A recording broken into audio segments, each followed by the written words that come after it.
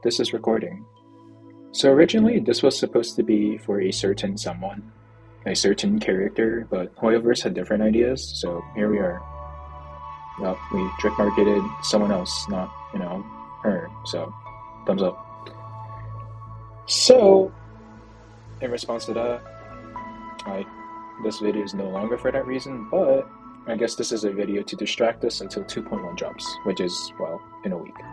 This video will contain spoilers for, well, I was going to say up to the rooftop scene, but we end up going over the entirety of the 2.0 storyline for penacony, so yeah, spoilers.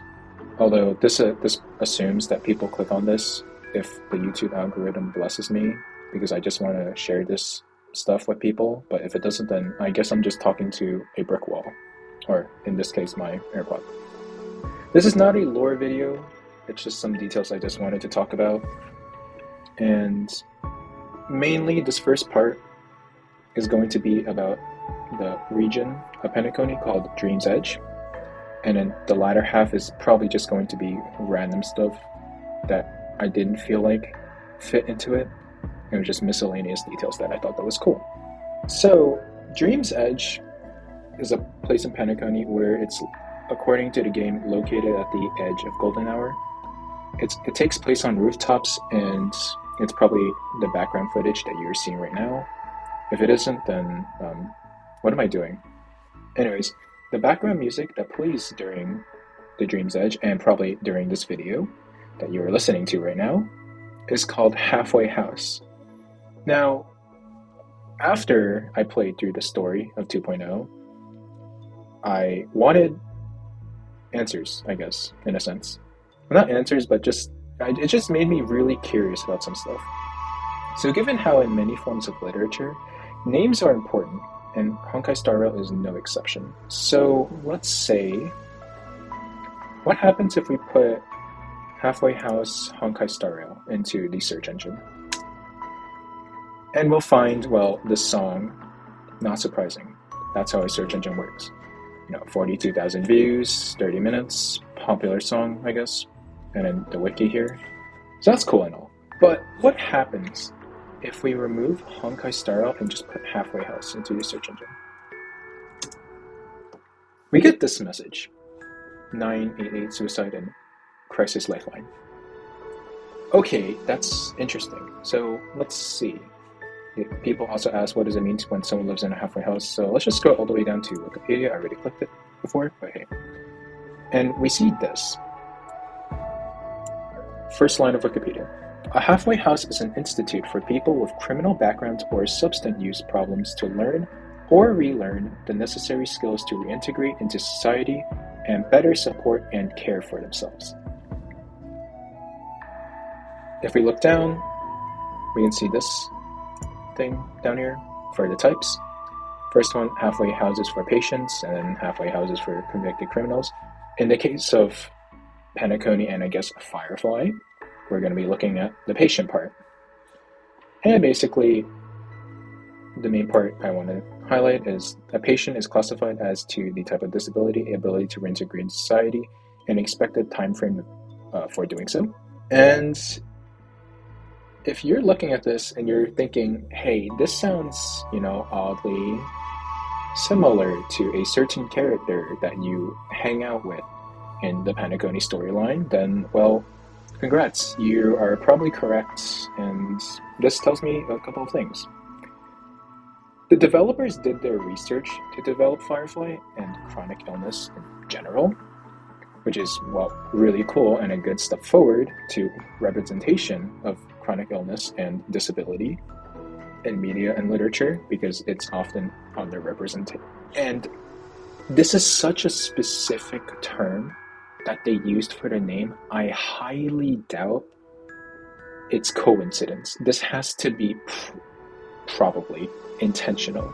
Next, the song itself and Dream's Edge as a whole symbolizes to be Firefly's halfway house. In other words, Firefly sees penacony as her ability to reintegrate into society despite her condition of entropy loss syndrome. We already noticed through her dialogue, especially on the rooftop during her hideout scene, but I think it's cool that this information and the implications that it has already been here before you even reach that point. Finally, the song of Halfway House is calming, slightly romantic, and yet has a touch of melancholy to it. And where we are exactly in Penacony, according to the game, is, well, the edge of Golden Hour. But I believe one of the teleport waypoint things also mentions how this is a popular place for couples to be at, to go on a date. But I think it builds incredible atmosphere and is pretty masterful technique into how much effort they put into this segment that you spend like a good hour with her. So yeah, if I made you more sad because this is probably what the song means, I'm sorry. But this detail also has made me love Dream's Edge even more, and it's probably my favorite Penacony area, even though all of them are really cool. But I think Dream's Edge just really took the cake with how atmospheric it is, how much environmental storytelling is behind it. And this is not to dismiss something like, well, the main area of Penacony, Golden Hour, with research into advertisement campaigns, slogans, and even capturing the atmosphere of the Jazz Age. So hey, Penacony is probably one of the best regions we've seen so far, and this is only like a small tip of the iceberg. There's probably more that you can look into, but this is what I wanted to talk about. Okay, so that was the main thing about Penacony I wanted to talk about, but there are some other details that I've noticed, but it didn't really fit into the whole topic around it.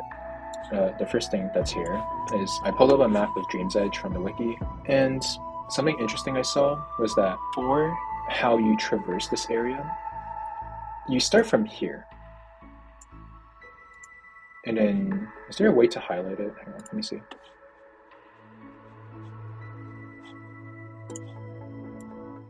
It's, what? Okay, well, okay, fine. Well, okay, weird. Hang on.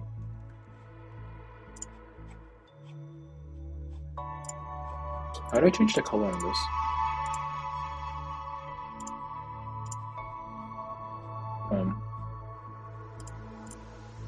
Is this?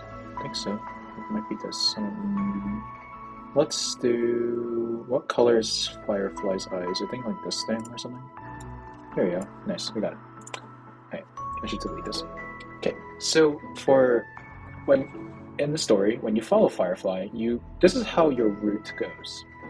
You come out of these vents right here, and you go up these stairs.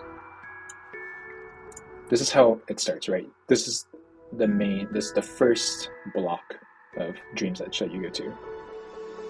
And then after that, you go around, you beat up the guard here.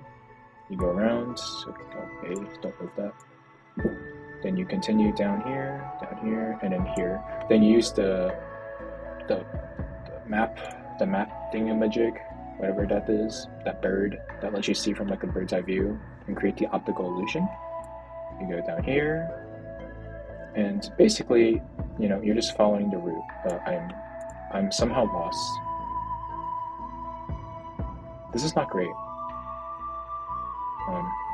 Anyways, but I mean, I don't know how this works, but yeah. Oh wait, no, I'm dumb. I forgot the moving thing. Okay, well.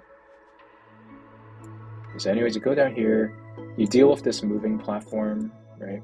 Moving platform here. Okay, please, thank you. You go here, and you cross it here using the gray moving platform. Go here, up here.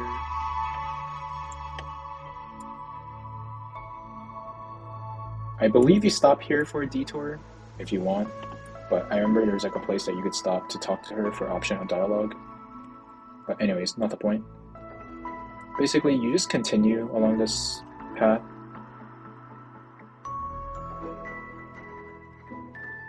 And I'm just gonna ignore this part because this is very complicated. But yeah, you go up here, you fight the enemies, go up, turn, the music, if I can stop one heart from breaking, starts playing, and then this is the hideout.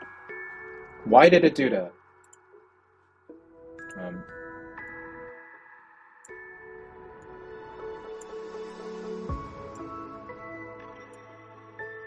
You know, good enough.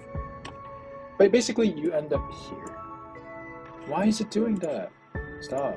Whatever. This is a good spot. You end up here. Something that stood out to me was that we're traveling in a clockwise manner. Now, I don't know if this is intentional. I can't read the developers' minds. But I find it a bit ironic that in a place where time does not move beyond the golden hour, and how there's an emphasis on, the now, endless now, in a sense, of the area of Penacony, and how it's just happy festivity stuff. To traverse Dream's Edge, you're moving clockwise, in like a timer. And given Firefly's condition, where she wants to be in Penacony because it's as if for her, time, quote unquote, stands still, and that she gets to forget about her condition for a bit and do whatever she wants. That it's a bit of irony that we're still following the flow of time as we go through Dream's Edge, but yeah, a bit sad. Poor Firefly. Next thing is that in the Reverie at like the waterbed, something I saw was that there's like a bunch of TVs that are projecting that weird Miami neon thing. I don't know what it's called, but whatever. And Robin happened to die there, so maybe something unto death appeared from the television and killed her. Maybe that's how, but that's not the point on why I'm bringing it. The point is that there's a lot of TVs, and in, I think, a child's dream where we fight that thing for the first time, there are a bunch of TVs everywhere. In I think it's like one of the control rooms or something in another region. I think it's in like the Dream Reverie map. There's like a control room area that seems to have a lot of TVs as well. And it makes me think back to how this is obviously Penacony is very dystopian, and these TVs are the way of, I guess, the family in this case, to keep an eye and having an eye on every one of these, one of their members inside Penacony and 1984 core. I guess it would be cool if the Watchmaker took over all the TVs to send a message. It'd be very threatening. But anyways, back to names. Speaking of Robin, since we just talked about how she died and stuff. If we take a look at Robin's name symbolism, Robin symbolizes good luck, happiness, and rebirth. And considering her drip marketing that just happened, I like to assume the rebirth part was proven true. Now, on the other hand, for Firefly, it symbolizes hope, although it doesn't seem like that for now. I'm also aware of the Firefly and Blank relation, but I'm not going to talk about it because that's not officially released. Okay, small tangent. Okay, you see, this is like such a problem that this information has been spread so much and so far that it almost feels like common knowledge, except it's not. It's a literal leak. Story leaks are very annoying. Anyways. Oh, and one more thing about Firefly. A common superstition apparently during the Victorian era, from 1837 to 1901, was that if a Firefly entered the home, someone would die soon. Well, considering she was a stowaway, I wonder how that happened. That's really comforting considering she does stuff like this right here. That's pretty scary. Definitely no death flags here. But anyways, can't wait for 2.1, how it develops the story, and I should probably stop procrastinating. Okay, bye.